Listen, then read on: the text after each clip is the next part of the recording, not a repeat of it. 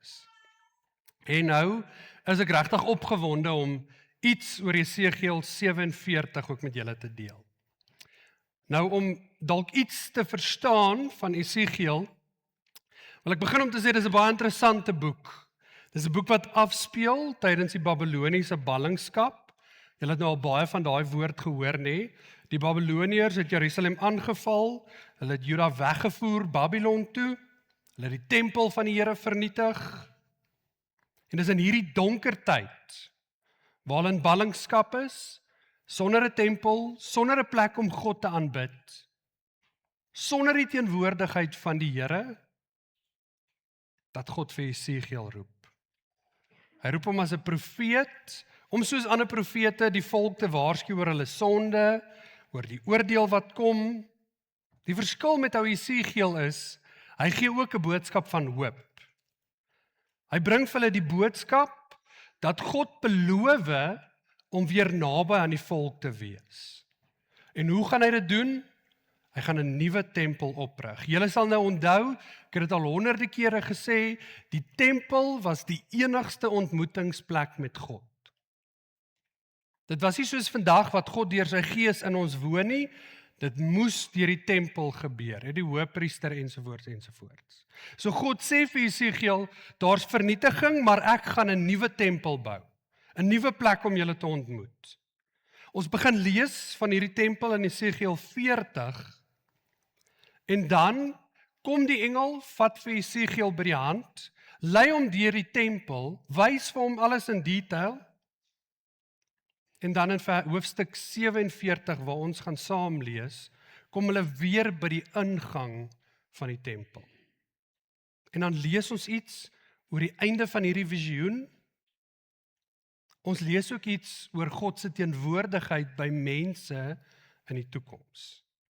Ons wandelteks was Jesegiel 47 vers 1 tot 12. En ek het oorspronklik vir myself gesê dat ek oor die hele stuk gaan preek.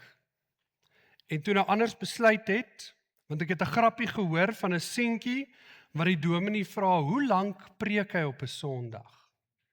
En dan antwoord die dominee en sê, net 'n halfuur.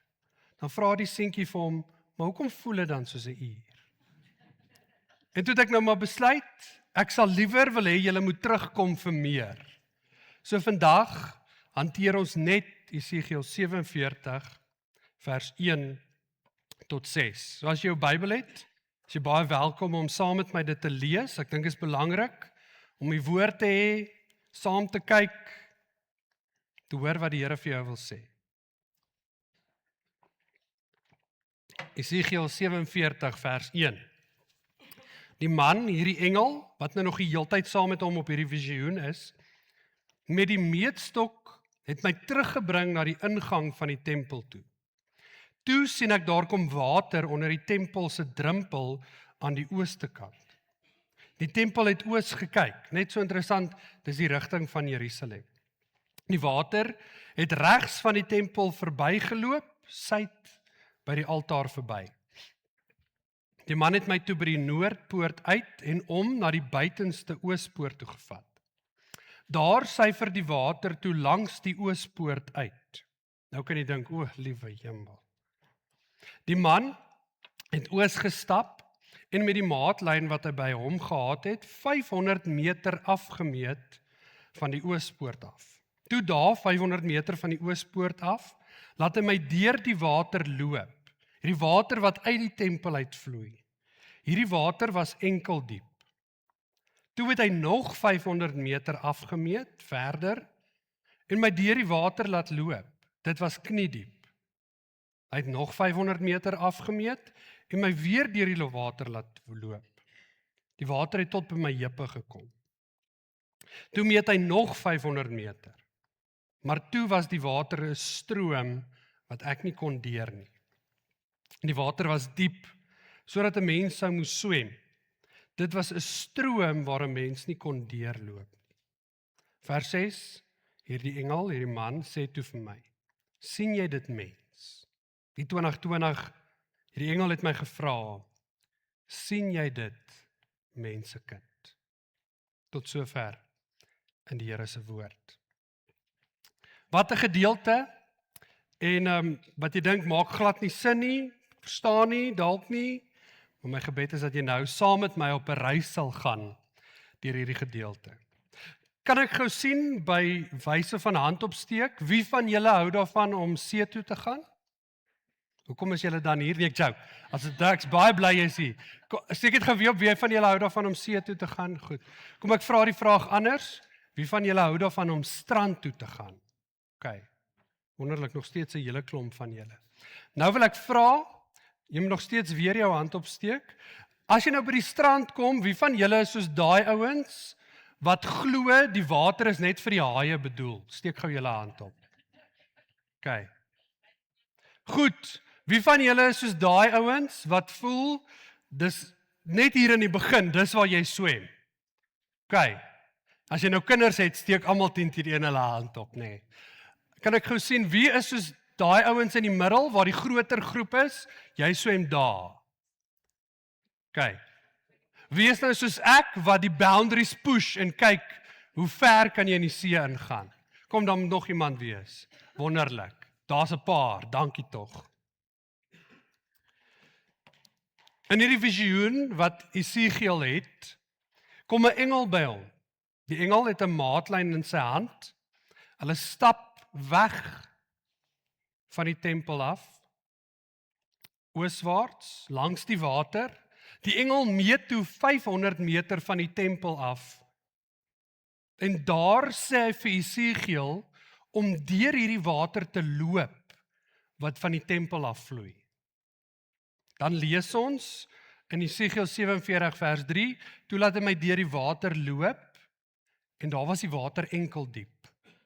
Toe meet hy nog 500 meter verder, daar was dit kniediep. Hy meet nog 500 meter van die tempel af, toe het die water tot by sy heupe gekom. En dan lees ons, hy het nog 'n laaste 500 meter afgemeet, maar toe was die water 'n stroom wat ek nie kon deur nie. Die water was diep, sodat 'n mens sou moes swem. Dit was 'n stroom wat deur 'n mens nie kon loop nie. Ek wil jou uitnooi om vanoggend saam met my by al 4 hierdie plekke vir 'n oomblik te gaan stil staan. En dan wil ek hê jy moet jouself hierdie eenvoudige vraag vra. Hoe diep is die water in my lewe? En as jy wonder wat daai vraag beteken, moet ons vra, wat is hierdie water? En dit sal ons in die volgende keer bietjie dieper oor gesels. Maar ons lees in Esegiel 47 vers 1 tot 2, dat hierdie water kom van die tempel af verby die altaar. Wat eenvoudig maar eintlik net beteken dat hierdie water simboliseer die teenwoordigheid van God. So as ek vra hoe diep is die water in jou lewe, vra ek eintlik, vra jouself die vraag, hoe belangrik is die Here in my lewe? Hoe diep is die water in jou lewe? Die eerste stop na die eerste 500 meter was die water enkeldiepte. Hier voel jy die water van die rivier, maar die realiteit is jy is nog steeds ten volle in beheer. Jy bepaal elke tree waantoe jou pad is. Jy voel so 'n bietjie die water aan jou voete, maar jy loop nog steeds net waantoe jy wil. Die water maak nie eintlik enigsins 'n verskil nie. En die realiteit is, ongelukkig is dit waar 'n klomp van ons leef. Wanneer ons geestelike lewe enkel diep is, beteken dit ons het iewers langs die pad die Here ontmoet, maar ek is nog steeds ten volle in beheer van my eie lewe. Ons kom dalk Sondag kerk toe, maar Maandag kies ek die rigting teen my eie pas. Ons weet iets van Jesus, ons het hom aanvaar, en dis vir 'n klomp van ons eintlik maar genoeg. Dieper is nie nodig nie. Ek is gemaklik in die vlakkant. Kan ek vir jou sê, weet jy, daar was nog nooit 'n tyd in die geskiedenis, hoorie, waar ons meer toegang en inligting gehad het as nou nie. Dink 'n oomblik daaraan, jy het 24/7 toegang tot die Bybel. Jy het toegang tot honderde, indien nie duisende kommentare en hulpmiddels wat jou kan help om God se woord beter te verstaan nie. En hoorie, tog was daar nog nooit in die geskiedenis 'n tyd waar mense Bybels so ongeletterd was soos vandag.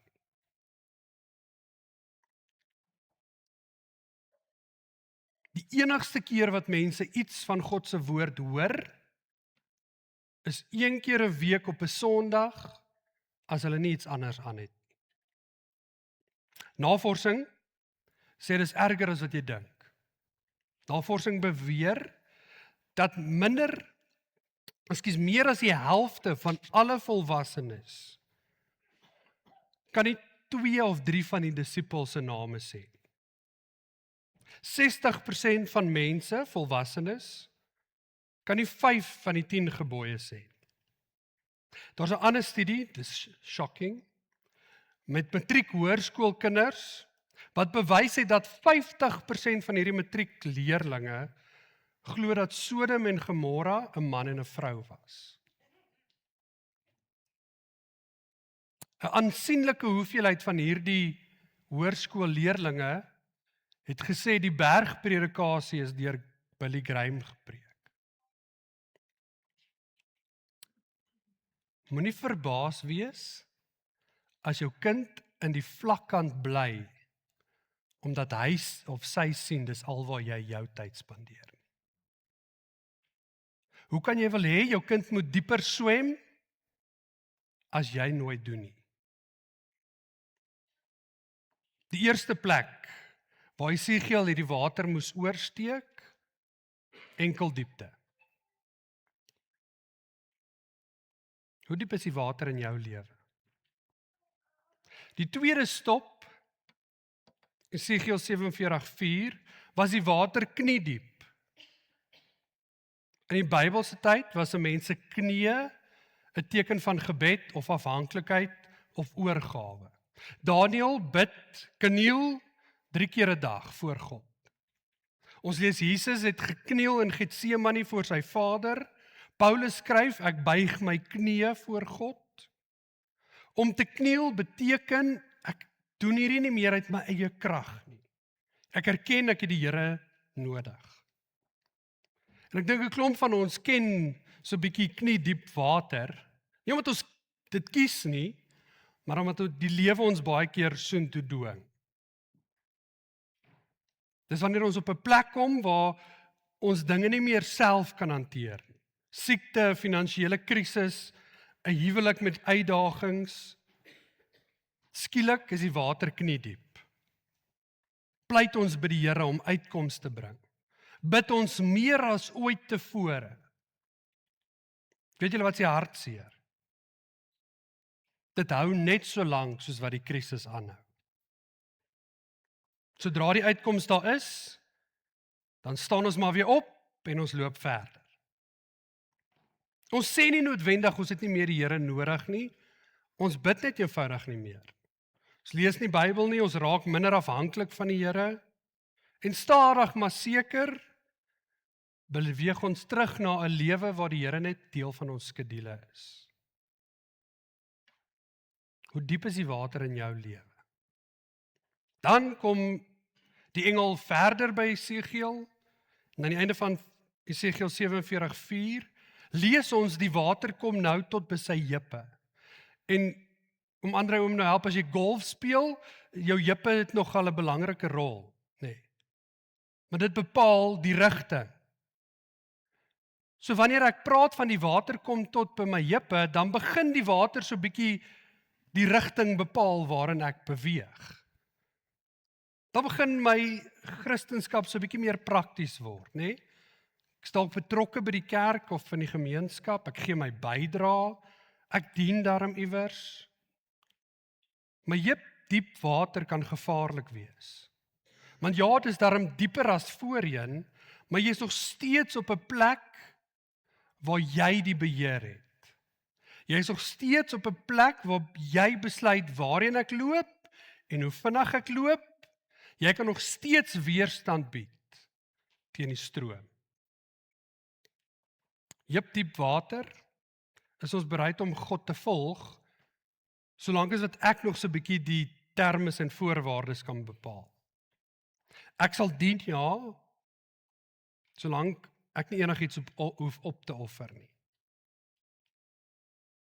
Ek sal gee, dit moet net nie my sak raak nie. Ek sal betrokke wees as dit in my skedule pas. Ek sal vergewe as die ander persoon jammer sê. Ek sal die Here volg, dit moet net nie vir my ongemaklik raak nie. Jep diep water is die plek van gerieflike Christenskap. Ek is 'n Christen wanneer dit vir my gerieflik is. Sodra ons voel die Here vra nou 'n bietjie te veel, dan draai ons liewer om, klim uit die water uit. En jep diep water is nie sleg nie, dit wys daar's groei. Die probleem is 'n klomp van ons maak dit die eindbestemming. Ons doen al hierdie mooi goed vir die Here, ons is oral betrokke, ek doen my deel, maar net binne my perke. Net waar ek gemaklik is. Die Here roep vandag jou dieper. Na 'n lewe waar gehoorsaamheid belangriker is as jou gemak. Dan kan ek weer vra, hoe diep is die water in jou lewe? Die laaste stop, nog die laaste 500 meter. Lees ons in Esegiel 47 vers 5, die water was diep, so diep dat 'n mens sou moes swem. Die water is nie enkel diep, kniediep of heup diep nie. Hierdie water waardeur die engel vir Esegiel sê om te loop, kan hy eenvoudig nie meer loop nie. Hy kan nie die bodem voel nie, hy kan nie self besluit hoe vinnig of hoe stadig hy beweeg nie, hy moet swem. En om te swem beteken dat jy jou hele gewig aan die water toevertrou. As jy swemdiepte water beleef, is dit 'n heeltemal ander tipe geloof. Daar's nie meer plek in swemdiepte water vir net 'n halwe oorgawe nie. Jy kan nie net 'n deel van jouself vir die Here gee en 'n klomp daarvan vir myself hou nie. Swemdiep water sê die Here vra alles van jou. En dit maak ons vrek bang. Want die meeste mense hou daarvan om naby God te leef, solank ek nog steeds net beheer het. Ons raak bang wanneer die Here vir ons vra, gee alles. Wanneer ons in swemdiepte water leef, vra ons nie die Here om ons planne te seën nie. Ons vra liewer vir die Here om ons sy planne te wys. In hierdie water gaan dit nie oor wat God vir my doen nie, maar oor wie hy is. In swemdiepte water bepaal jy nie die rigting. Dis 'n lewe waar jy nie alles hoef te beheer of alles hoef te verstaan nie. En ek weet dit klink nou baie mooi. Die ouens wat swem weet, dit maak jou moeg. Maar ek kies om nie noodwendig gemaklik te wees nie. Die strand is lekker. Is gemaklik. Julle wat saam met my hou om diep in die see te swem, not so easy.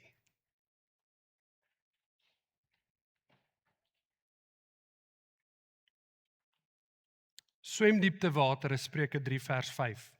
Teks wat ons so mooi ken. Voltrou volkome op die Here. Moenie op jou eie insig te staat maak. Dit is swemdiep water.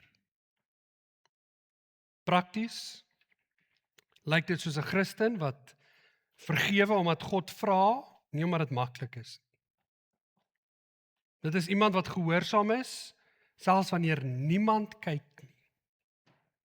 Dis iemand wat gee, nie onder druk nie, maar omdat hulle weet alles wat hulle het behoort in elk geval aan die Here. Dis iemand wat besef hulle finansies is eintlik die Here se. En daarom die Here moet vra wat daarmee moet gebeur. Dis iemand wat in 'n moeilike seisoen van hulle lewe kan sê, Ek weet nie wat God doen nie, maar ek weet hy is goed. Die vraag, hoe diep is die water in jou lewe? Waar bevind jy jouself op hierdie oomblik? Hoe groot rol speel die Here? Ek dink, dis tyd vir dieper. Want erfdelers, daar's 'n soort lewe wat jy nooit ooit gaan ken, solank as dat jy nog steeds in beheer is.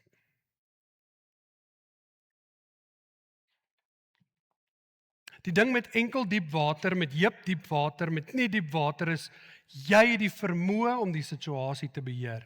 Jy het die vermoë om enige tyd om te draai, uit te klim, op die strand te gaan sit. My eie planne te maak, my eie rigting te kies. Jy besluit self waarheen jy loop en waarheen jy gaan. Swem diep water se grootste verskil is, ek het nie meer die beheer nie. Alles wat ek is, alles van wie ek is, behoort aan die Here. My finansies, my gawes, my talente, alles is syne. Hy is in beheer, nie ek nie. Ek kan nie eers meer die bodem voel nie. En ek dink ons verkies die strand, want dis gerieflik, dis gemaklik.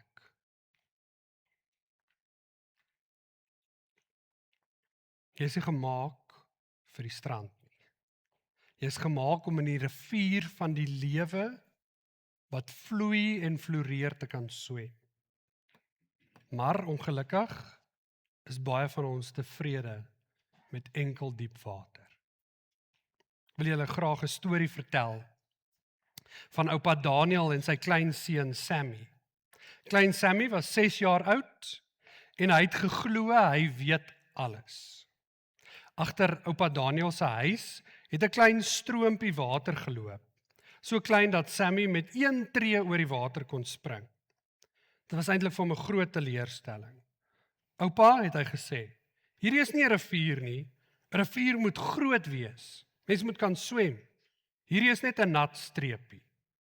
Oupa Daniel het sy pyp uit sy mond gehaal en gesê, Sammy, kom ons loop so 'n bietjie langs die water. Ek wil jou iets wys. So het hulle begin loop. By die hek het die stroompie nog steeds soos 'n nat streepie gelyk. Sammy het weer oor die stroompie gespring. By die buurman se draad het nog 'n klein stroompie ingeloop. Sammy het opgemerk dat die water nou so 'n bietjie dieper raak. Hulle het verder geloop en by die ou meule het daar nog water ingevloei. Die water het breër en vinniger geword. En Sammy kon nie meer oor die water spring nie. Hy moes nou sy skoene uittrek. Teen die tyd dat die son begin sak, het hulle by 'n brug gekom. Sammy se mond het oopgehang. Want voor hom was 'n regte rivier. Breed, diep, donkergroen. Op hierdie rivier was 'n man wat 'n bootjie roei en 2 kinders wat van 'n tou af in die water inspring. Maar oupa het Sammy gefluister. Hierdie is dieselfde water as by jou huis. Ja my kind, het oupa Daniel gesê. Dis altyd nog dieselfde water. Die enigste verskil was hoe ver jy bereid was om te loop. Ek wonder vandag, of ons nie dieselfde vraag vir mekaar om te vra nie. Hoe ver is jy bereid om te loop?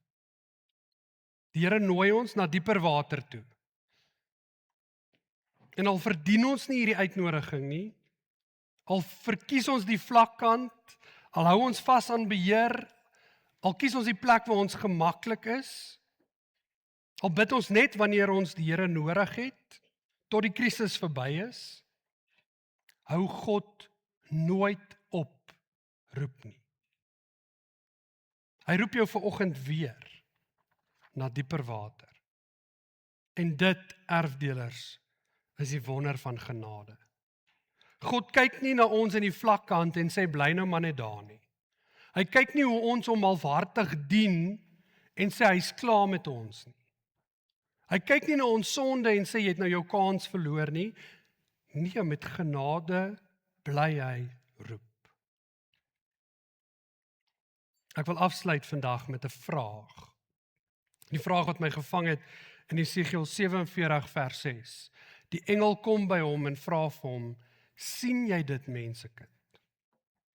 Met ander woorde, Jesegiel, sien jy wat hier besig is om te gebeur? En ek het myself gevra, hoekom op aarde sal die engel vir Jesegiel hierdie vraag vra? Natuurlik kan hy die rivier sien, hy's binne in die rivier, so hoekom vra hy vir hom? Sien jy dit, mensekind? Ek dink die rede is dat Jesegiel eintlik hierdie vraag baie goed geken het. Maar dit was nie die eerste keer wat Jesegiel hierdie vraag hoor nie. Omtrent 19 jaar voor die gebeurtenis, hierdie visioen wat ons gelees het, 19 jaar voor dit, in Jesegiel 8, het die Here ook vir Jesegiel 'n visioen van 'n tempel gegee. Daai visioen was wel die teenoorgestelde as die een wat ons nou saam gelees het. Hoe dieper hulle in Jesegiel 8 in die tempel ingegaan het die Here vir Jesegiel gevra: "Jesegiel, mensekind, sien jy wat hulle doen?" Hoe meer Jesegiel gekyk het, hoe dieper hulle in hierdie tempel ingestap het, hoe erger het dit geword. In die tempel was afgode, mense wat verkeerde gode aanbid, mans wat in die tempel hulle rug op die Here draai. In Jesegiel 8 het die sonde al hoe meer geword hoe verder hulle loop. Maar in Jesegiel 47 gebeur presies die teenoorgestelde. Hoe verder Jesegiel loop, hoe groter word God se genade. En die vraag: sien jy dit, mensekind? Hierdie keer word die sonde nie meer nie, maar God se genade al hoe groter. Waar die volk eers hulle rug op die Here gedraai het, wys God vir die volk, hy is nog lank nie klaar met hulle nie. In Jesegiel 8 vra die Here: sien jy, Jesegiel, sien jy hierdie mense se sonde? Sien jy wat hulle doen? Hier in Jesegiel 47 vra die Here vir Jesegiel: mensekind, sien jy dit? Nie die sonde nie, maar die Here se groot genade. Paulus skryf in Romeine 5 vers 20, hoe meer sonde geword het, hoe oorvloediger het die genade geword. Die Passion sê, and yet, wherever sin increased, there was more than enough of God's grace. Vandag vra die Here: sien jy dit, mensekind? Want erfdelers, dis baie maklik om naby God te leef en dit mis te kyk. Dis baie moontlik om Sondag kerk toe te kom, die mooi preke te hoor, die liedjies te sing en mis te kyk wat God besig is om in jou lewe te doen. Sien jy dit, mensekind? Sien jy die rivier van God se genade in jou lewe? Sien jy daardie klein stroompie wat jare gelede begin het, toe die Here jou geroep het? Maar sien jy ook hoe hy jou dieper roep? Sien jy die Here se uitnodiging om verder te loop, dieper te vertrou? 'n Uitnodiging om nie net met jou voete in die water te staan, maar om jou hele lewe aan hom oor te gee.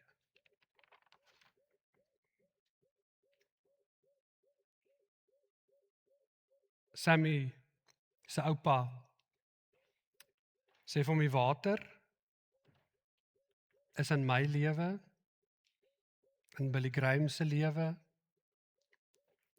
in Angus Buchan se lewe, in Paulus se lewe, dieselfde water. Die vraag is, hoe ver is jy bereid om te loop? Sien jy dit, mensekind? Sien jy hoe diep jou sonde was, maar hoeveel dieper die Here se genade is? Sien jy dat hy nie klaar is met jou nie? Sien jy daar's meer as net enkel diep Christendom? Sien jy dit, mensekind? Dis tyd vir dieper. Here,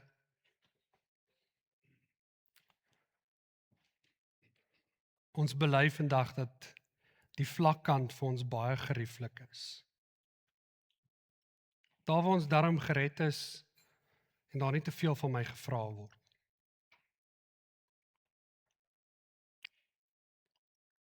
Dalk is dit knie diep water, heup diep water.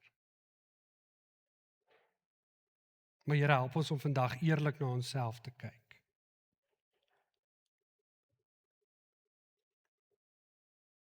Help ons vandag om te besef en te sien, daar's meer as net enkel diep Christendom. Dankie dat U nooit opgee nie, dat U aanhou roep en roep en roep. Dankie dat U genade groter is as ons sonde en ons tekortkominge.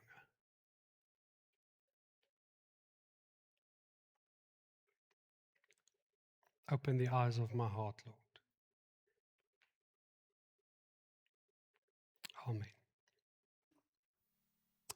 Mag die genade van ons Here Jesus Christus, die liefde van God, die gemeenskap van die Heilige Gees, elke oomblik by jou wees.